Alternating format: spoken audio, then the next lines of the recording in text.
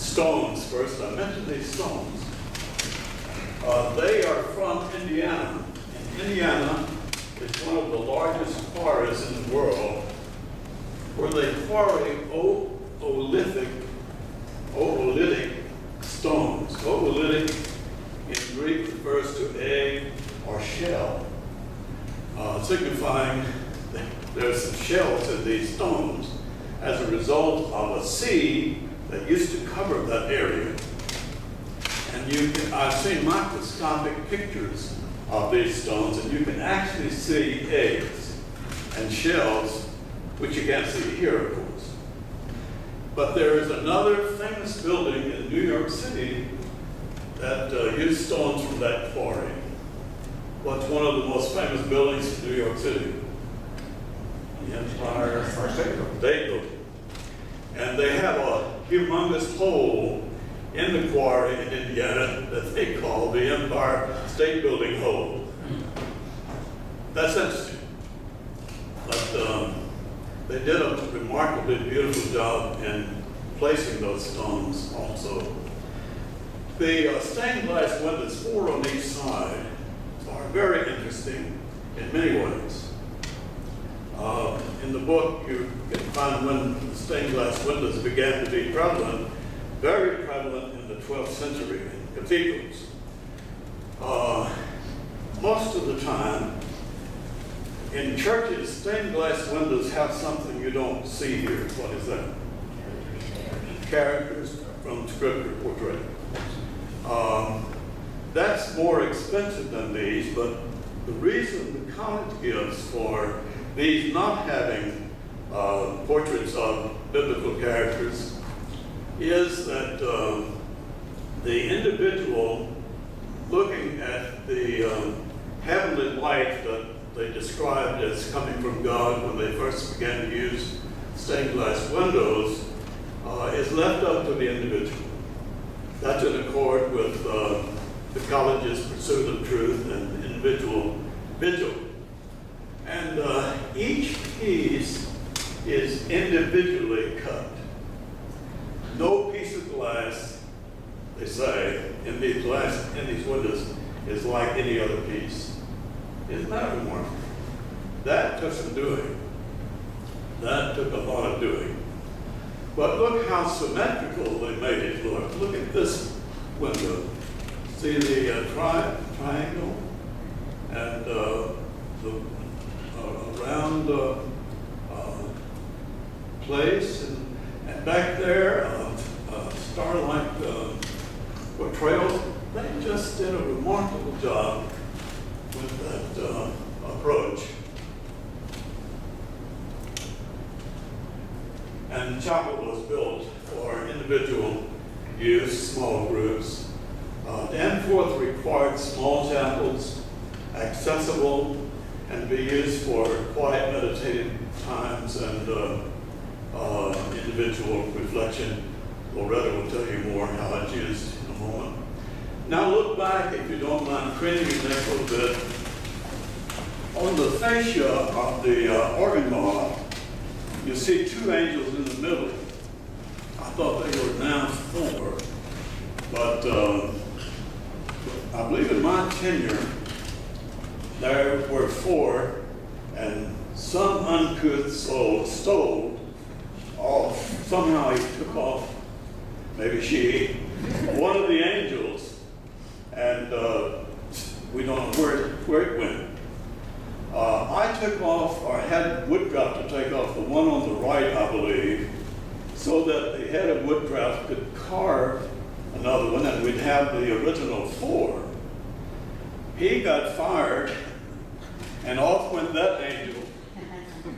And in recent years, Kent Gilbert, I have an article where Kent Gilbert had discovered the 3-dimensional scanner, which you can use to go into a process that eventuates in putting a piece of wood into a router, and they can make other copies exactly like those 2 angels. I thought they had done that already, but I guess they haven't. From what I remember, the one on the right is the reproduction, and Gary Mahoney did that. The one on the right. The technology professor. Okay. The one on the right But I would scrape that. was made by that electronic process, and you can't tell any difference except it looks a little lighter. According to the article I read, that was made out of what they call the fee tree, a white oak tree that John D. Fee used to preach under. I'm not sure where it's located. I need to learn that from Mahoney over at Industrial Arts. But anyway, it's made out of white oak, and it's just exactly like the one on the left. There should be two more on each end, but nobody will ever know that except you all. The organ loft holds great memories for me. There, a small group from the concert choir called the chamber choir used to sing in chapel services, and it was whatever spirituality I may have, it was tapped most generously by what they sang. They were just outstanding. I would not have named them the chamber singers because in my rural background, chamber referred to something else. They were originally called the Danforth Chapel Choir in the early days, but the new leadership had different ideas, and so they're called the chamber singers. In music, of course, that means a small area. And they still sing, I imagine, and just, would you agree with me, very inspiring. And the organ is one of the best small organs you'll ever encounter. During my tenure, it was refurbished, and it has over 1,000 pipes. One is as little as a pencil, the other one 16 feet tall, hidden back behind the decorative pipes that you see at the top, very beautifully done. And the wiring was redone and other things. They added an electronic system. Also, I don't know enough to explain this, but they could make the sound of an orchestra from that little organ up there, among other musical instruments. It is amazing. And I'm sorry. The organist then was John Porter. He came in 1971. He passed away in 2010 from cancer. He was our organist. John, Michigander, was an unpresuming, humble man, but he was world-renowned in composing and playing both the organ and the carillons. He wrote an in memoriam piece after 9/11, which is played around the world. Countries, Netherlands, Germany, Scotland. He was world-renowned. Yet he would play for us for special services. He would come and meet with us as we met with pre-marriage students and helped them with their music. Played for Union Church for years. You could hear him practicing on Friday night, Saturday night. He never presumed on himself. He was always prepared from practice. But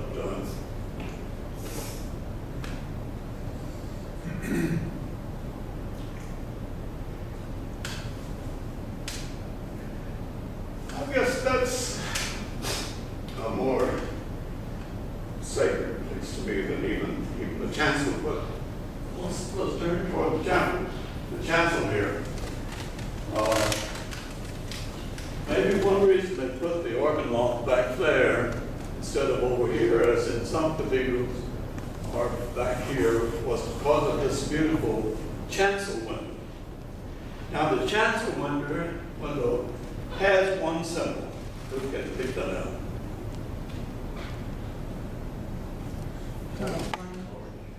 The torch. And behind the torch, a cross. A Greek cross. torch would stand for what? Light, education, learning, and the cross, of course, for service, sacrifice. So that's supposed to symbolize learning for service. And it's the only symbol in any of the stained glass windows in the chapel. An interesting story about, my wife insisted I'll tell you about was an embarrassing moment in the choir loft I was about to forget.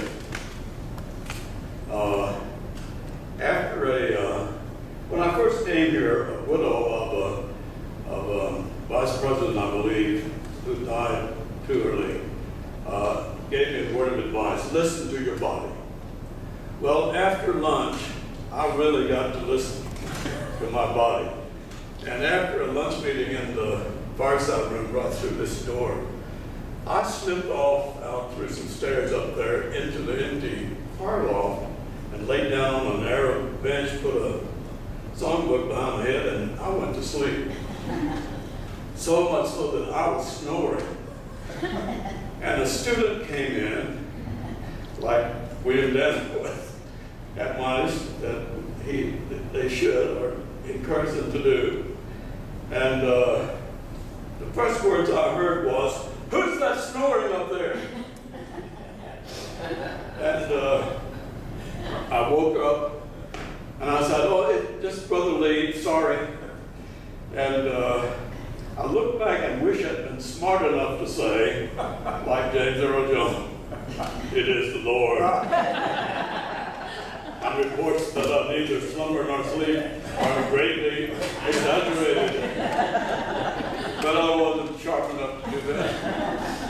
But I can imagine her going back to her share group at the residence hall saying, "You won't believe who I found snoring in Danforth Chapel." Anyway, Jerry wanted me to include that story. One of my most embarrassing moments at college. Another one was when I was doing a wedding, and I said to the groom, "You may now place your ring on your wife's left finger of her third hand up."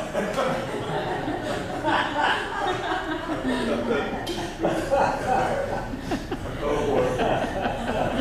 When Randy Osborne, the first campus minister after the Campus Christian Center was funded by Eli Lilly for $1 million, he had a cross sitting on the altar here. But some uncouth soul stole it. Now, why would somebody steal a thing like an angel and a cross? I don't understand that. But anyway, Randy had this Latin cross installed on the rehidos they call it, which means in Greek the back of the altar. And with IHS up there in the cross space. I used to ask students when we'd come over from the big chapel and have a little orientation here, what does IHS stand for? Out of 21 years, one student knew that. He was from a Greek Orthodox background, so he knew a little Greek. What's the Greek? First 3 letters of Jesus' name. But you hear all kinds of things besides that. One other word, and then we'll turn it over to Loretta. Then we'll walk outside and notice a stone or two in the walls, which is one of the most distinctive parts of the chapel compared to other chapels. The pulpit in this place has never earned the right to be there more so than this one. The founder of Berea College was a preacher, and the calling of him to this area grew out of a revival meeting. He preached down in the glade over the ridge, that direction. And they only had maybe a dozen converts, but they all agreed that church members should not hold slaves. And that was really against the grain of most churches in that time, much less the government. And he kept preaching that message, preaching that message. We greatly persecuted at times.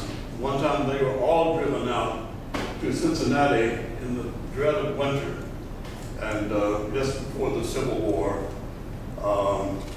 people in the area, especially in Richmond, didn't want this to be where the Civil War started. So they wanted to move the abolitionists out. And they came back after the war and continued their educational work. And the college developed in 1855. But in the opening of Moby Dick, there's a comment about the pulpit being a driving force in civilization in the early days of our country. And this is certainly true of this pulpit. This is, I think, the pulpit that was the only thing saved when what they call white Gothic church burned. They saved only the pulpit. I've seen a picture of this pulpit in the larger chapel where they have another pulpit now, and I think this is the one that they saved out of the white Gothic chapel. I think the second chapel maybe on the campus that burned suddenly, and they did save the pulpit. And it is now the epistle side. I had an Episcopal colleague at the time in campus ministry. He taught me this is the epistle side, this is the gospel side. Why is that? I said, well, because the bishop always sat on the right, and the bishop always spoke from the right. And when the pulpit moved from the cathedra in the apse of the old basilica-shaped church, the bishop used to sit and speak from the throne chair, and then people like John Chrysostom wanted a more prominent attachment to the people. So about the 11th or 12th century, they began to move the pulpit to this area. It's interesting. You thought it had always been in the center like Baptist churches have it. It used to be in the center here, but Professor Gordon Ross, who was charged by William J. Hutchins to plan programs for the chapel after it was built, had gone to the seminary in New York City. What's it called? Union Theological Seminary. Thank you. He had attended Riverside Church, split chancel. So I don't know how he got this done. He might have just done it one night. But anyway, you can raise this chair and see where the pulpit was centered in the center here, in the middle, when the chapel was first built. And so he split the chapel, and I don't think anybody caused any fury when I interviewed him about the chapel. He didn't mention anybody objecting. They went along with this. But what does that do? What does that do liturgically?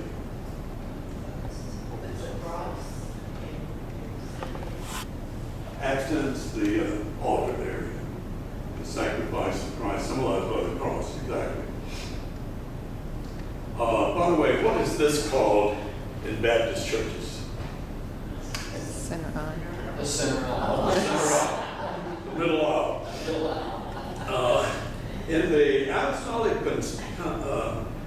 constitutions about the 3rd, 4th, 5th century, one of the earliest regulations for such building of churches, this is called the nave, after a ship. It should be long, shaped like a ship, therefore this is the nave.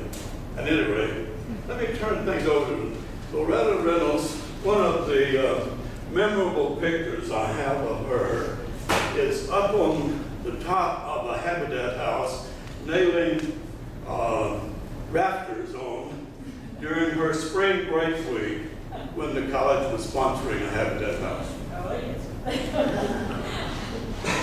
Well, thank you for coming. It's really great to have you here. I appreciate your time and energy. Please ask me to just talk a little bit about what we do now and some of the services that we hold. And so I'll run through some things, but then please ask questions, stop me. So we have chapel every Tuesday at noon, and we have a variety of things going on. So we have a variety of speakers, a variety of styles. And every Tuesday, we have some group from our music department still providing music. We have had an explosion of music groups lately. So we have everything from sax quintets to chamber singers to black music ensembles to women's chorus. But every Tuesday it's really something fun like that. The services are only 30 minutes, so we pack them full. Sometimes we have students who present as well, speak. And then we go to the fireside room and have lunch. So everybody who comes to chapel, Marcia does a great job of making sure we're well fed. It's a good time to fellowship together and to share and get to know each other. So, and people, of course, it's not required. Chapel is just voluntary. So in the middle of the day, we do, classes are still going on. People have to take their lunch hour to come. But we run between 40 and 60, sometimes 70, depending on who's singing or who's preaching. So we feel that's pretty good. And it's a combination of students, faculty, and staff. We attend. On Thursdays at noon, we have a group we call Seekers. And it's an interfaith or no-faith group of mostly students, but some staff come as well.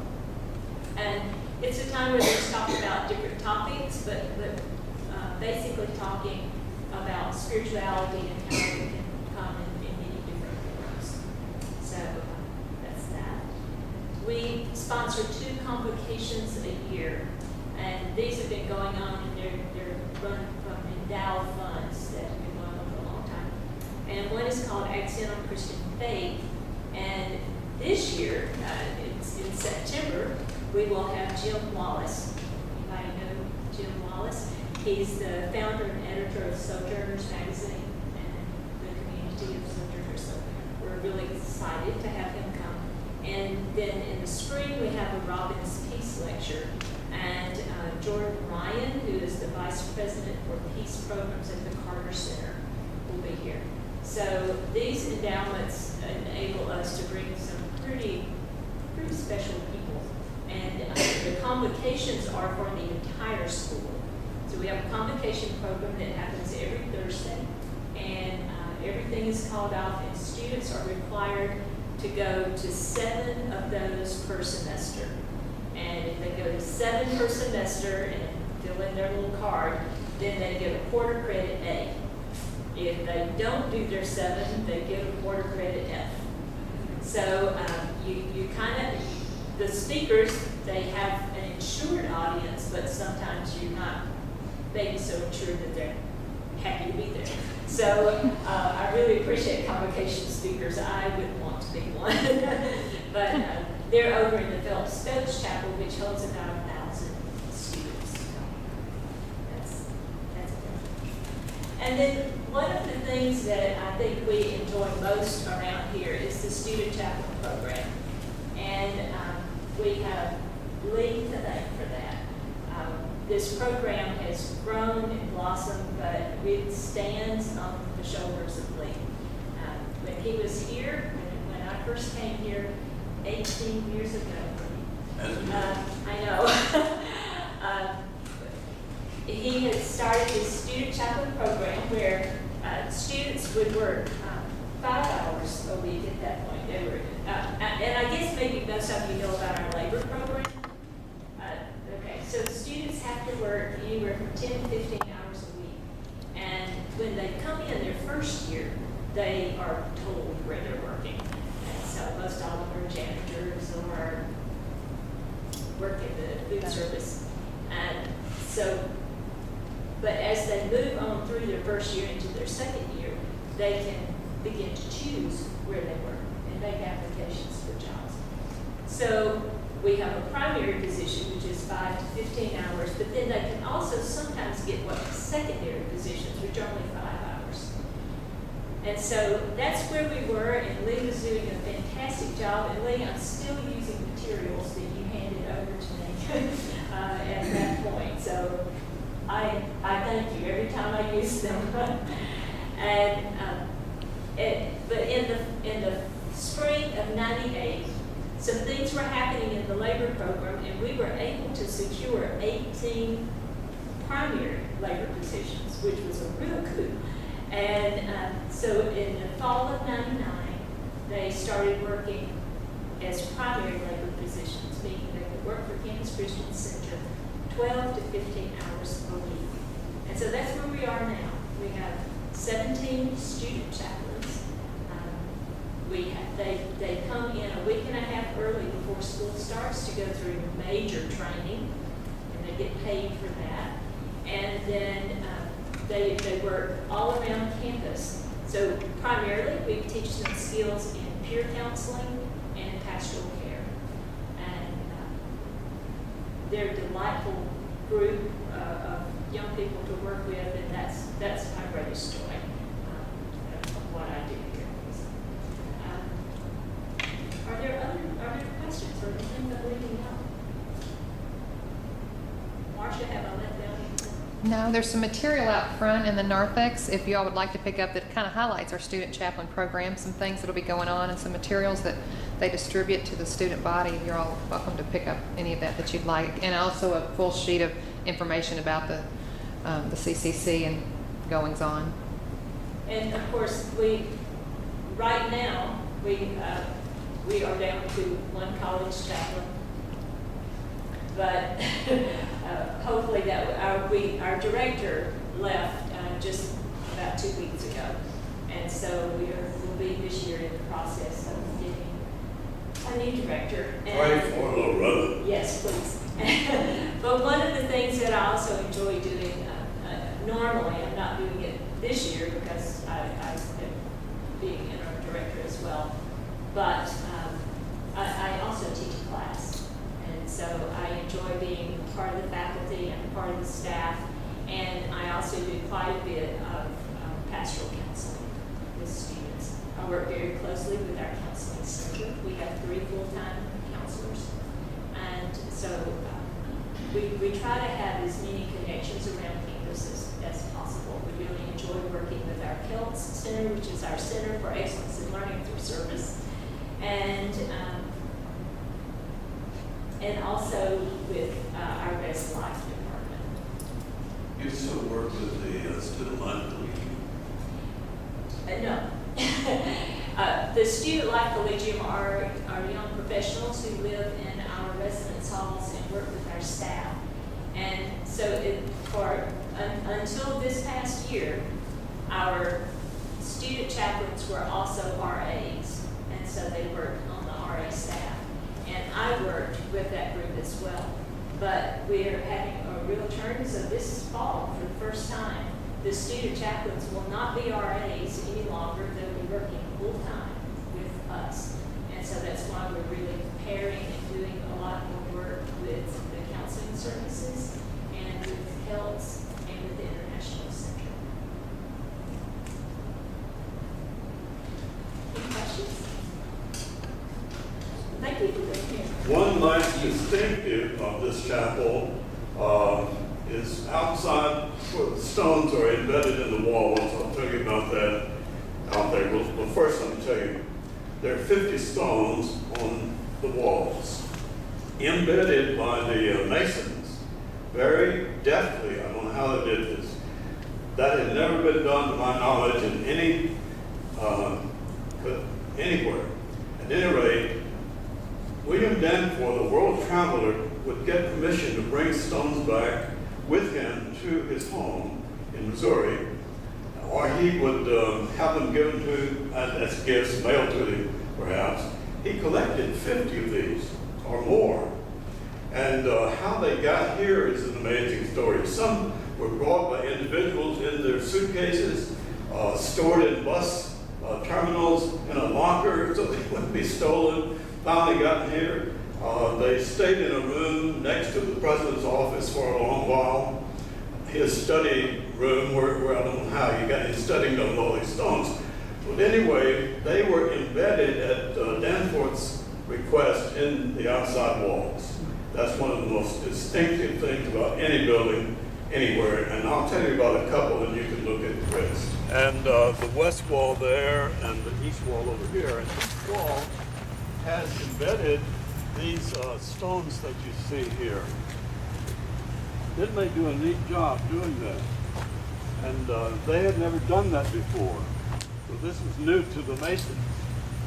The stones were to Danforth a symbol of service, and he chose stones from Lincoln's birthplace, from David Livingstone's place of work, and Kagawe, and a lot of outstanding servants like this. But I want to point out one stone. I don't know why he put it there except for its age, maybe.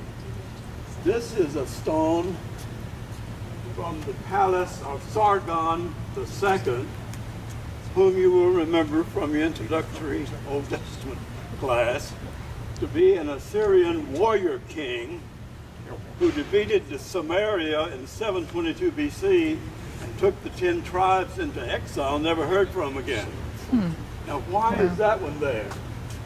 Except it's the oldest. That's the only thing we can figure out, because he is certainly not a servant of humankind. He whooped up on everybody he could from Egypt to Assyria. But that is from Sargon's castle in Assyria. Isn't that amazing? Huh. That's one of the most unusual of the stones, I guess. But I have a picture of the stones, a list of the stones, beginning on page 74, and it describes what the stones symbolize, where they're from, and so forth. And I'll not go into all of that, but I'll leave you time if you want to look at any of those to follow this diagram. As you pastors know, it is amazing the improvements that are made after you leave. I'm just admiring this, what y'all done, Laura. Beautiful. Well, thank you. We really use this room a lot. And so after chapel, we can just come through this door and people sit around, and we have a buffet kind of area here, and people can get their food and sit and chat. We also have what we call chill and chat nights. On Monday, Tuesday, and Wednesday nights, the student chaplains, at least 2 of them, hang out in here, and they have coffee and tea, and they bake stuff, and we have a small kitchen in there, and so they bake things. And it's just a place where students can hang out, come and talk to somebody if they need to, just a chill place. So we added a TV where they can, it's not hooked up for TV, but they can show movies and show pictures or whatever there. And we use this for all of our meeting space as well. And a lot of people around campus schedule it for meeting space as well. So. Do you still have fire in the fireplace at Christmas time? And yes. When you were here, it was a real fire. But when they renovated the building, where you came in, that big hole that goes all the way up, that's a part of the renovation process. It used to just be 3 solid floors, but we found out the hard way that if you light a real fire, that hole out there is like a chimney, and it just pulled the smoke straight out and up, and we had fire trucks and all kinds of great excitement. So we were told no more real fire. So now we have lovely gas logs. And the students we have it so that they can flip a switch, and this place is used a lot in the wintertime. It's a real cozy place for them to just hang out. thank you, Dr. Reynolds.